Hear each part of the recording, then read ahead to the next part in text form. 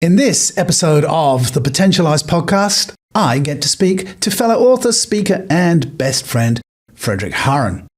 Fredrik is the creativity explorer, and in this conversation, we explore how creativity is part of your potential and the importance of your DQ, your doing quotient.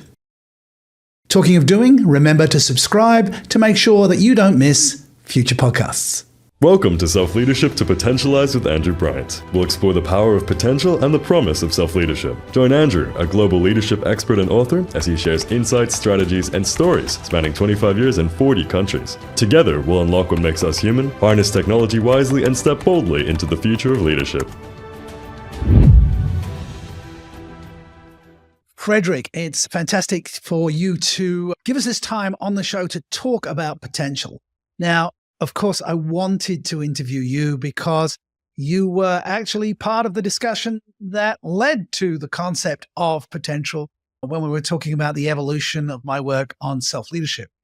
And as an expert on creativity, or the creativity explorer, author of numerous books, and a great thinker, in my opinion, I wanted to know your insights and opinions on potential. So welcome to the show, Fredrik Haren.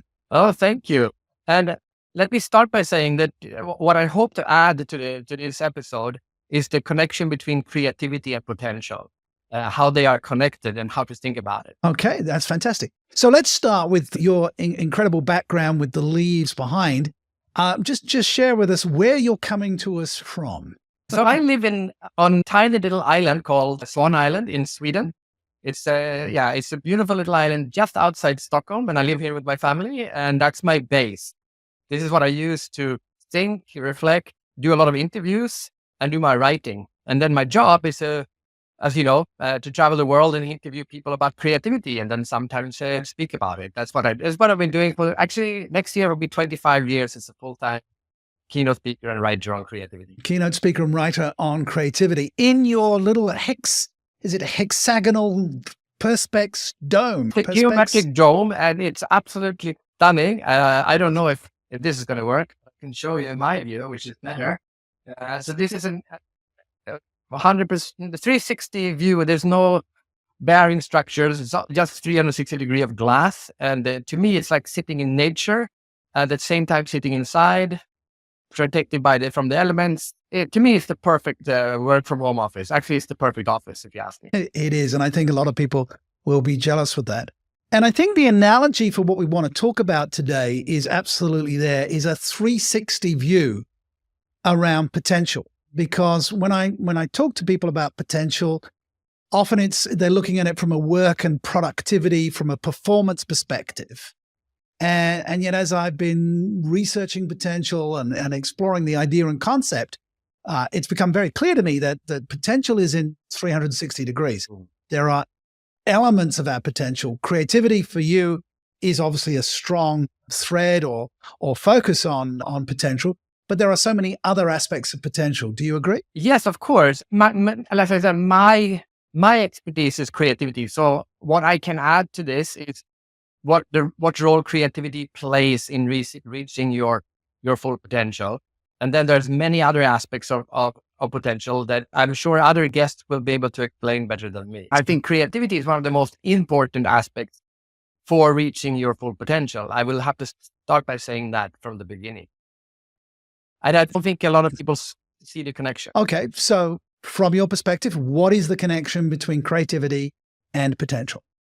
Okay. So the way I look at it, creativity is unimagined potential. It's not unimaginable potential.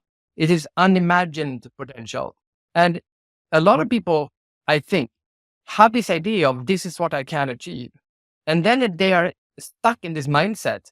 And then they try to reach what they thought was their potential.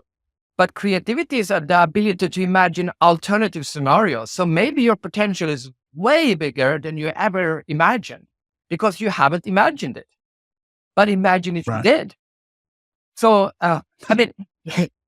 take a person who, for example, is utterly uncreative, doesn't have a single creative thought in his head or her head, And so someone tells her, well, this is what you're going to do with your life. And that person says, okay, that's what I'm going to do with my life. And then that person tries to achieve that and maybe does. And that's it. That's a life.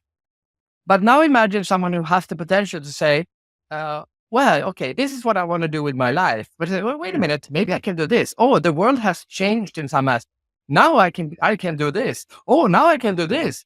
So I think every human being has way more potential for what they can do with their life than what they understand right now, because they haven't used their creativity to imagine what they could possibly do with their lives. So you've interviewed lots and lots of people, and I think, you tend to choose creative people to interview. In all those interviews, had you noticed this epiphany, this wake-up call with people, and suddenly they realize, hang on, there's so much more that I could be and achieve? Or did they always know? So are you recognizing this as a pattern? No, I all the time. Yesterday, I was in Davos, or actually I was in Zurich, and I interviewed a Polish woman who had grown up in Poland, and then she had moved to different countries. And when she moved to Hong Kong, suddenly her worldview opened up, and she said to herself, oh, wow, I can have this global mindset. And it totally transformed who she was as a person. And that actually happened to me too. I used to define myself for the first 10 years as a professional speaker. I would define myself as a Swedish keynote speaker. And I would do keynote speeches in Sweden and maybe, Norway and Finland, but I was a Swedish speaker. And I thought, okay, my potential is to be the best speaker in Sweden. And then I became Speaker of the Year in Sweden, and I was voted one of the 10 best speakers in Sweden ever. And there you could say I've now reached my potential. But then I said to myself, wait a minute, this is not enough. And then I moved to China, and then I moved to Singapore, it's where we met. And I redefined myself from a Swedish speaker to just a speaker, and a global speaker. And suddenly I went from having spoken just in Scandinavia to now having spoken in 75 different countries on 6 continents. And totally my potential as a speaker just, went through the roof, from being a great speaker in Sweden to being a global speaker, which is a totally different ballgame. And a lot of speakers in Sweden would define themselves as Swedish speakers, and they would live their whole life thinking that that's all they could do. Most of them could become global speakers if they wanted to. And some of them don't want to, but that's a different aspect. But some people don't even imagine that they could. And that's true for every person, not only in life and not only in work, but in all aspects of life. We settle for what we think is our potential instead of imagining what it could. So this raises the frame of context and environment. And I was doing an interview actually earlier today, and somebody used the analogy of computer games like Civilization, where you explore and then you discover more and more within the game and the potential of what you can do. So you and I are both travelers, and we've had that experience of going, oh, wow, there is so much more. What do we say to somebody who hasn't left their town, their village, their country? Is the prescription for potential, get on a train or a plane and get out of where you're at? Is that not something everybody has to do? Yeah, so not necessarily. I mean, yes, for me, it was perfect. For that woman I just interviewed, for you, for a lot of people, that helps because it broadens our views. But I'm not saying you couldn't live your whole life in the same village and never travel and still have way higher potential of what you do with your life if you just question what you're doing with it. To me, creativity gives you options. Creativity gives you alternatives. And then you can choose which of these alternatives should I not go with. One alternative could be, I'm going to travel the world. Or one alternative could be, I'm going to go and learn how to meditate and become totally mindful and blissful and sit on the top of a mountain. That's my potential. But the trick here is to create alternatives for you, alternative potentials, and then choose which one is actually the best one. Instead of if you just have one option, it's not a very delightful position to be in. You need to have options. Back to just staying in the village. I mean, before people could travel, the way that they could travel was in the mind and go to, all you had to do was go to your library, open a book, and then you got ideas. And I know that, before I traveled, that was what inspired me, was reading books and and getting new ideas, and then realize, well, could I apply those ideas in my own life? Yeah, exactly. So, I mean, books is a wonderful way of expanding your potential. Oh, but maybe, so I could be an explorer. I could be a plumber, whatever the more inspiration you get from the outside, the more, again, you are exposed to alternatives. And potential, I think, is exposed to alternatives and picking the one that is best for you. But then the second half of this is the actual doing. It's the creativity is not about having ideas. Creativity is about having ideas and making them happen. A lot of people think creativity is coming up with the eureka moment. But I just interviewed a person and we talked about the Tukako moment. I think this is correct. I hope this is correct. The Tukako moment. And the eureka is Greek for I found it. That's when you have your idea. But Tukako is Greek for I'm going to do it. And the Tukako moment is when you decide to do one of your ideas. For example, I had, as you know, I had an idea for a novel. I actually dreamt an idea for a novel. And I woke up in the middle of the night and I had this amazing epiphany, like, eureka, and this is an amazing story. That's the eureka moment. But the Tukako moment was the next day. I was sitting on the beach in Thailand and I said to myself, I cannot forget this dream. This has to be turned into a book. This has to be turned into a novel. I never had any idea of actually writing a novel, but on that beach, in that beach chair, I said to myself, I don't care. I don't know how to do this, but I'm going to write this novel. It took me 10 years to finish it, but that was the moment I decided to do it. And potential is not, the potential, the idea of realizing potential. That's an activity. That's an act. It's a conscious decision. Yeah, absolutely. And that's why I think your angle is so profoundly interesting. Because when we have an idea, we conceptualize it. When we prioritize something, it's going to happen. And when we want to make the best of something, we maximize it. So putting potential into action is to potentialize it. There you go. Correct? I love that. All right. So in fact, I was interviewing somebody yesterday and he said, I've got a head full of ideas. I just need to do one of them. Yeah. And I think we've all got ideas. The barrier is the belief in our ability to execute on that idea, the fear of failure and negative feedback, etc., which paralyzes a lot of people. And I imagine in your experience, the people that have achieved, the ones that have overcome those barriers to putting it in action. Am I correct? Definitely, that is one of them. They lack self-trust. They don't think they can do it. They're afraid. They don't think they have time. There are many reasons for why people don't make ideas happen. But it's also a skill to make them happen. Again, I just interviewed a person and we came up with the concept of DQ. So you have IQ, which is intelligence quotient. But DQ is the doing quotient. It's your ability, like how high is your DQ? How high is your ability to take an idea and run with it? And I was sitting interviewing this person, and then she said at the end, she said, "Oh, so how can I help you?" And I said, "Well, I would really like to speak in more African countries." And she literally said, "Okay, wait a minute." Picked up her phone, went to her LinkedIn, and found me at least 25 people in 7 different African countries. And she connected with all of them. Here's one in Uganda. Here's one in Kenya. It's like boom, boom, boom, boom, boom. So she had an extremely high DQ. She's just, I'm going to make ideas happen. And I was so blown away, but I've interviewed so many people, but no one has ever done that. It just spent half an hour introducing me to the right people. And so just like you can train your IQ, you can train your DQ. You can train your ability to make things happen. Wow. I mean, I think that's a brilliant concept.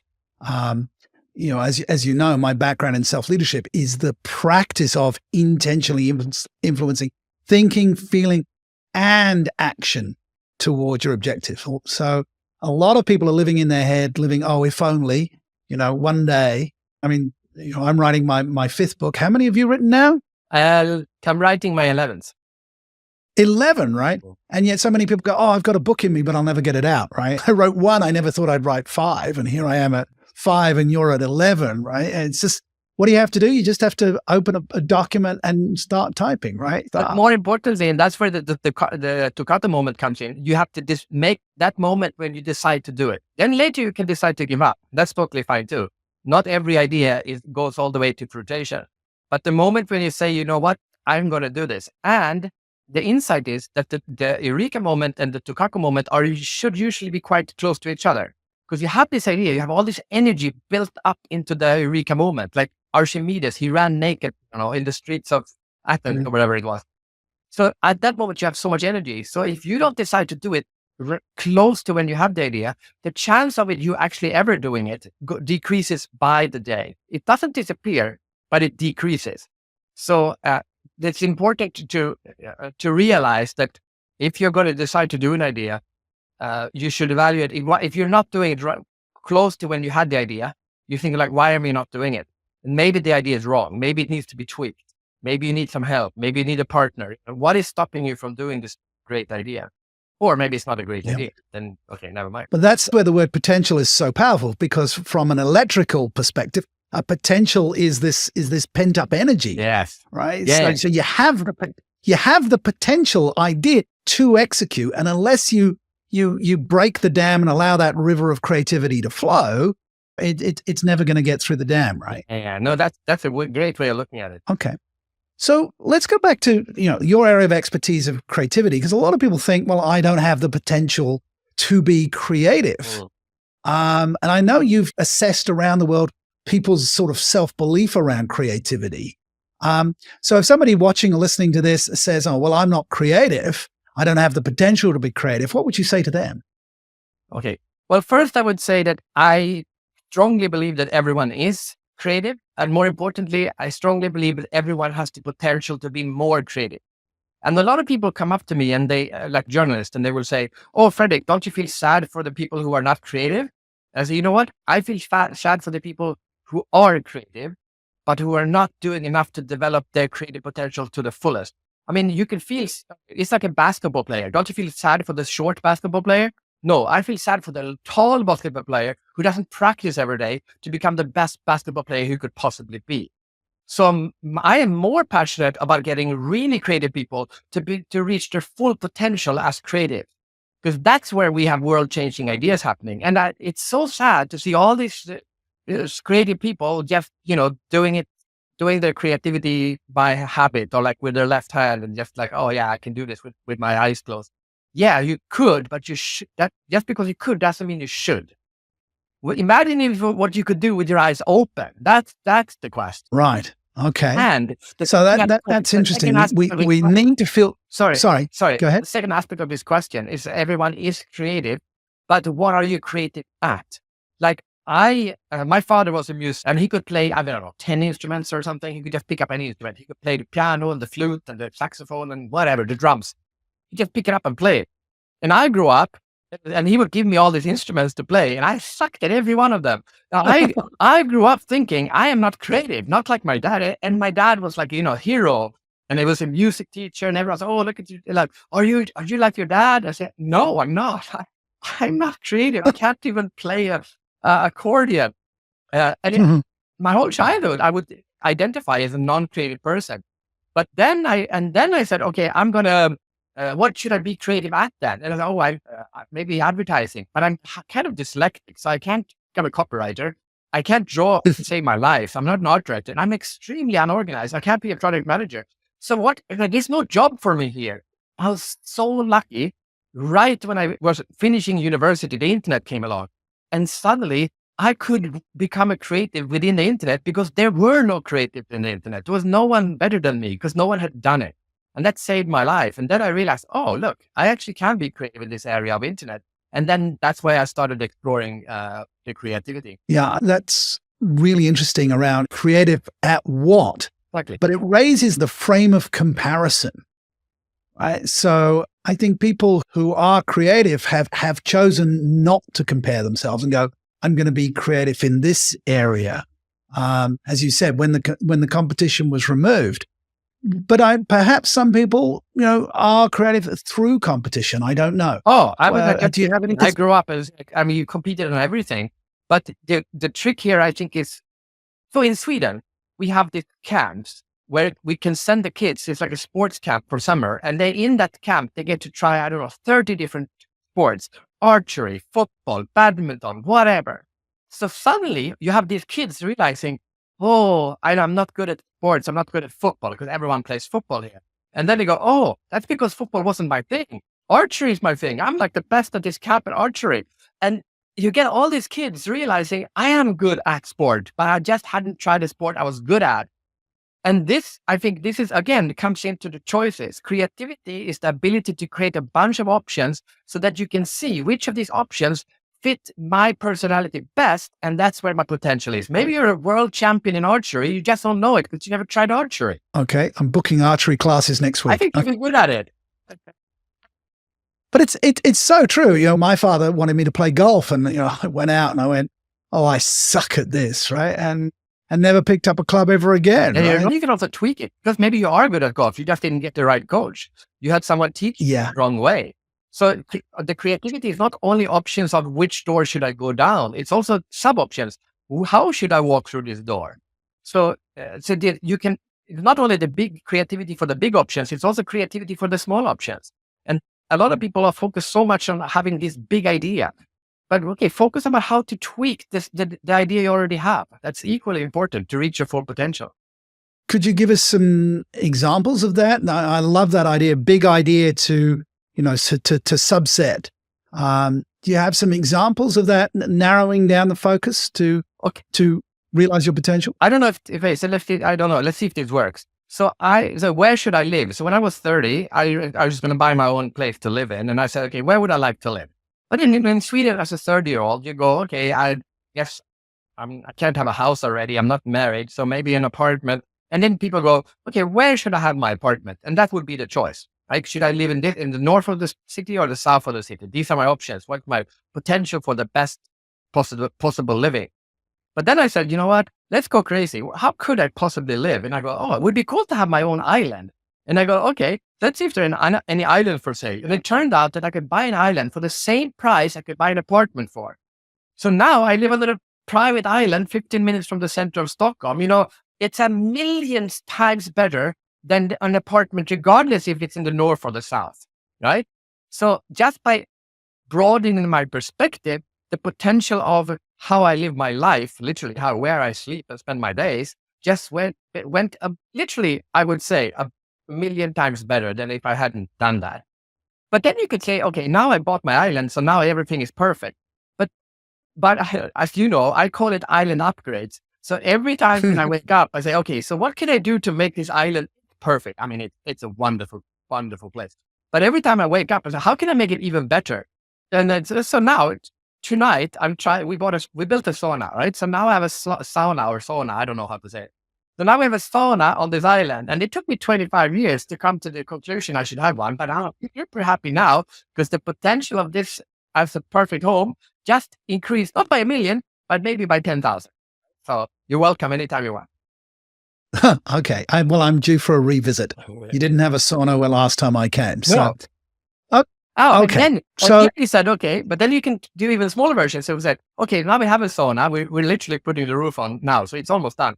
And then we sat in it. They would say, oh, but we're just going to light it up like once a month or something. Like, what are we going to do with it for the rest of the time? So we said, you know what? We could put a projector in here because the seats are like level. So now we have a home screen cinema and we put the projector out when we do the sauna. So now we have a home cinema. I never thought of that when we bought the sauna, but now look at that. We have a sauna and a home screen. The potential, it just increases, right? That's what creativity is, making your life better. So it seems to me that what precedes creativity is a curiosity, the asking, what else? What are the options? What have I not thought about that I could use? Is that actually a strategic thinking process? So curiosity is extremely important, but I wouldn't say that what you described is curiosity. Curiosity is like, oh, what's happening here? I wonder how this works. Can I take this radio and dissect it and see how a radio works? Curiosity is being understanding how the world works. But I would say what you talked about is imagination. Imagination literally means a picture in your head, right? So you live in reality, but then you imagine a different reality. I see myself as X, but imagine me as X squared.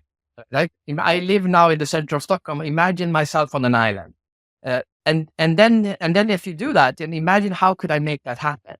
So you can use imagination to imagine a better life, but you can also use imagination to imagine how you should get there. which is equally important. And curiosity, curiosity is what feeds your imagination. Curiosity gives you new insights. Oh, I didn't know you could. I didn't know you could eat with chopsticks, right? Or I didn't know that's how Bitcoin worked, or whatever it is. So you go down a rabbit hole and you really see new things. And basically, curiosity gives you new access to new tools. It's kind of a computer game where, those when you go around and suddenly the world just becomes bigger and bigger. And now you see you have a bigger world, and now you can choose what to do with that world. Very good. So I tend to use the word visualization rather than imagination, but I think you're spot on. And there's a story that I tell about a CEO that I was coaching 20 years ago in North Sydney. And as I was coaching him, we did this visualization exercise of, where his business was going to be and where he was going to live. And he wanted to move his company to Silicon Valley. And so we imagined that. And I said, where's the company going to be located? And imagine where you'll be living. And then years later, I visited him in San Francisco, and he drove me up to his house in Napa Valley. And he said, "Do you recognize this house?" And I said, "What do you mean? It's the first time I'm visiting." He said, "No, remember back in North Sydney, you got me to do a visualization exercise, and I described a house down to the color of the brick. This is that house." Nice. And I went, "Oh, wow. This stuff really works." I think that's what you're saying. So is imagination a muscle? Definitely. It is a muscle that can be trained. You can become better at visualizing what you want or imagining what you want, which are similar but not exactly the same. And then you can become better at making your ideas happen. Every aspect of the creative process you can become better at. You can also become better at identifying problems. Like a lot of times, people are not being creative because they don't even see that the problem is there, right? They are just happy with how things are.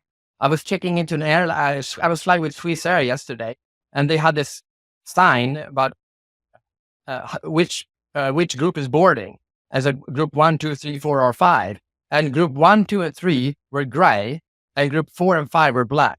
And I go, okay, so which group is boarding right now? I have no clue. I don't understand this. This is a problem. And I go up there and say, this should be green or red. If it's boarding, then it should be green. If it's not boarding, it should be red. And they go, no, they don't see the problem. But for me, it is a problem. So creativity is a lot about identifying potential problems. Potential, there's a double meaning in potential, isn't there? There's potential problems, and there's a potential in what we can become. Yeah, absolutely. And again, some people are very good at seeing the problem. The whole red team concept, those people who look to break systems. And I think you have the personality to do that. You're the 10th person on the team where 9 people agree and one person goes, there's got to be a better way of doing this. And encouraging those people rather than silencing them is actually a characteristic of high performing teams. Totally. And it's the same, just like with life, also teams and organizations, it's the same thing. A team has the potential to be way better. If you ask any group, like, what do you think is the potential for this team? 99% of people would underestimate their actual potential because they haven't imagined the different versions of what they could become. They would say, what's the potential of this team? Oh, we could become the best team in this organization when it comes to sales. Oh, why can't you be the best sales team in this country? So why can't you be the best sales team in the world? Oh no, the Americans, they're so good at this, we will never beat them. I'll say, okay, so what are the Americans doing right that we are not doing? Well, if they can do it, we can do it. And you say, oh yeah, you're right. Maybe we can be the best sales team in the world. It's that, again, it's the options. The options give you alternative routes, and alternative routes gives you a potential of going further. I guess, maybe I can do a rewrite of the famous post. I came to a road in the forest and it diverged into two. And I decided to take the road less traveled. It made all the difference, right? The alternative version of this could be, I was walking in a path in the forest, and I decided to look for different paths, and suddenly I saw 5 different ones, and I choose the one that had the highest potential. Oh, yeah, brilliant!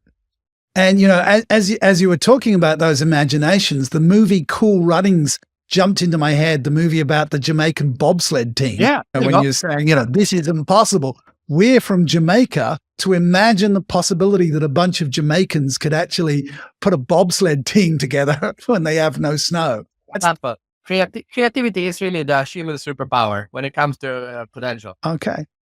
Right. So we've looked at some fundamentals, right? That we need creativity, but before we have creativity, we have to have imagination. Imagination allows us creativity to find options. And with those options, we then need to go down to the subset of options. It's not just, this is the big idea, how could I do that? What are my different ways of doing that? And then it's about actualizing that, taking that potential and putting it in to an action. What did you call it? Your DQ. Doing a DQ. You're doing quotient, the right? ability to get shit done. Get shit done, right? Yeah. Well, that was a good title for a book, and somebody's already written that one. I want you to write a DQ book because it is an intelligence. It's a type of intelligence. And if you ask me, give me someone with high IQ and average DQ, or give me someone with high DQ and average IQ, I know who I would go to. I was actually watching Shark Tank recently, and one of the sharks said that all the companies that she had invested in that have become like unicorns or really big ones were people who hadn't gone to university because they were doers. Doesn't mean it's bad to go to university. It means that these people had high DQs. They were people who got things done. Yeah, I remember back in the 90s when I was doing my MBA, and the lecturer said that McDonald's would not hire MBA graduates because they were going to mess up the system. What they wanted was ex-military or ex-farmers, because these people know how to follow a program and just do the work. Whereas the MBAs were going, oh, maybe there could be a better way to do this. So this is perhaps where creativity shouldn't happen, is when the system's actually working and you just need to do it. I don't know. There's always a place for creativity. Every system can become better. I interviewed a Swiss watchmaker in Switzerland, and I asked him, what's your definition of creativity? He said, something better than perfect. I love it. Something better than perfect. You have the perfect system, but then you say, well, maybe there's a better way of doing it. There always is. Always is. I love that optimism, that not settling for. There is inherently, though, a danger of striving for some level of perfection, is there not? Because then that tends to, and you may disagree, but I know that a lot of people say that tends to inhibit the action, is the desire for perfection. So how do we moderate that, or how do we resolve that striving to do it better and the need to do at least something first? No, but I totally agree. That's why I'm the creativity explorer. I'm not a creativity expert.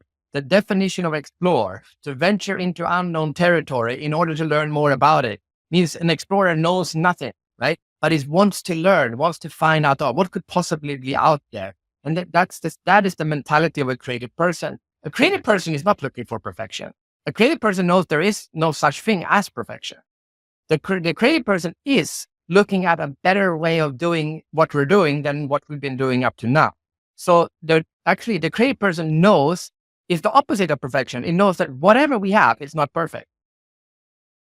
It's the same. It's just mindset as a scientist. Whatever we know about the world is wrong because we're going to find out soon that what we thought was just a hypothesis. It was as good as we got at that moment, but then we realize, no, we didn't know, we were wrong. This is the new answer. It's that quest, exploration to try to find the new right, but it's not about perfection. Yeah, well, I'll introduce you to another quotient, since you introduced me to doing quotient, and that's uncertainty quotient. Because psychologically, we actually strive some level of certainty because that gives us a stability and a sense of safety. But as we know, the world has been, the volatile, uncertain, complex, and ambiguous nature of the world is that those people who are comfortable with that uncertainty, right? So being an explorer, from the original French entreprendre, to undertake the risk of a journey, gives us entrepreneurship, the willingness to be uncertain about a business process, but the desire to see what's possible. Yeah. So uncertainty quotient may lead to creativity, I think. Yes, but a lot of people say that, I don't like to take risks. I'm not a risk taker, actually. I'm not the creativity adventurer. That's someone else. I'm the creativity explorer. And I would argue that creativity does not have to be involved any risk whatsoever. Because the idea is like this. Okay, we are right here in this moment. This is where we are. And then someone can say, oh, this is perfect. And the creative person goes, no, it's not. There must be a better way than this. What could it possibly be? And then you come up with 100 alternative views and imaginations, different pictures in your head of what the world could be. And then you don't have to do it unless you think that what the new idea is better than what you have, right? And also, if you use your creativity, it doesn't have to involve risk. For example, when I decided to write one of my books, which is called One World, One Company, how to become a global company, I said to myself, I wonder if there's a market for this or not. Should I invest a year of my life to write a book and I don't know if I could sell it or not? So I decided to say to my clients, you know what, I'm writing this book. I created a book cover. And then I said, I'm publishing this book. Would you like to buy it? And one of my clients said, oh, this is a wonderful book. I would like to be included. And by the way, can I buy 2,000 copies? So I sold them for $22 each. I made $44,000 on a book I hadn't even started to write yet.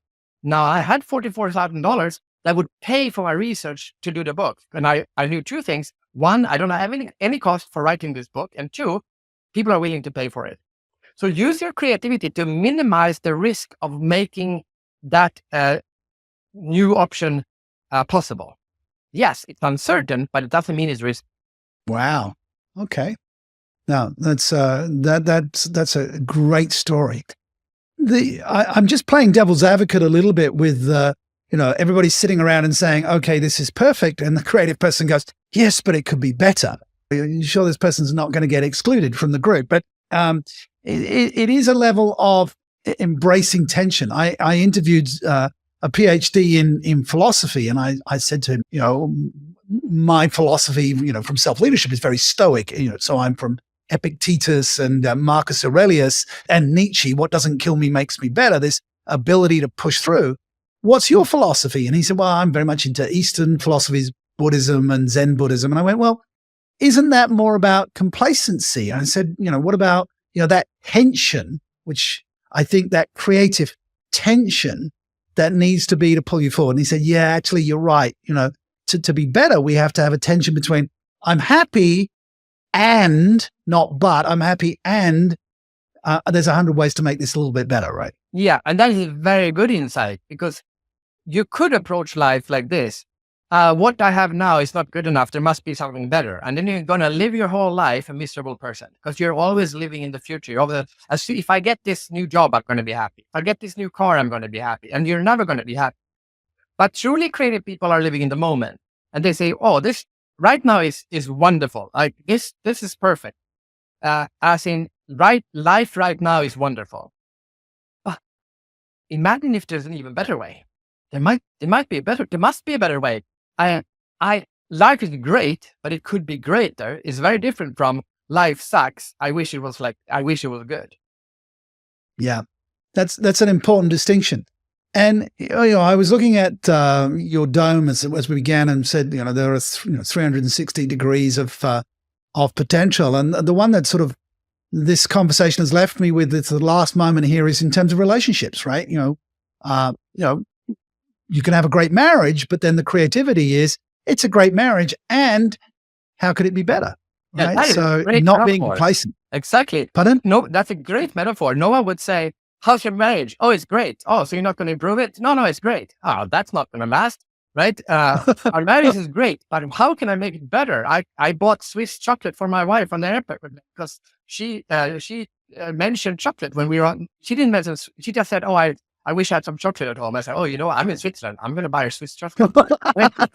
That's, of course, that was a tiny little idea, but I'm sure that made our really good marriage even better, right? I think that summarizes the whole message here. Life is great, but it could be greater. Life is great, but it could be greater. Well, I think, I don't think that we could be any greater on this conversation than ending on that point. So, but I will give you... Could have done a better interview. How could we have done a better interview? We'll have to start again and record this. But so I just want to give you an opportunity for a passing thought. Since you are the creativity explorer, we've been talking about potential. We've discussed imagination and the importance of imagination. is there a parting idea or concept that you would like to share with our watchers and listeners?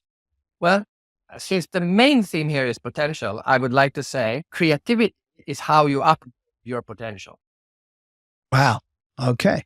Creativity is the way you upgrade. And I love that, because I've been talking about upgrading rather than aging. And so I've upgraded to version 6.3 as we record this. And I'm looking forward to further upgrades. And I look forward to sharing that journey with you as you and I stay in contact and challenge each other to be better. Very good. And thank you for letting me be part of this journey of yours. I think you're on a great journey. Thank you very much, Fredrik. It has potential. Very good. Thank you for joining us on Self-Leadership to Potential-ize with Andrew Bryant. If you're ready to be the driver of your life and not the passenger, keep exploring with us. Get your copy of Potential-ize wherever good books are sold. For more resources or to book Andrew for coaching and speaking engagements, visit selfleadership.com. Until next time, think smart, lead better, and always potentialize your future.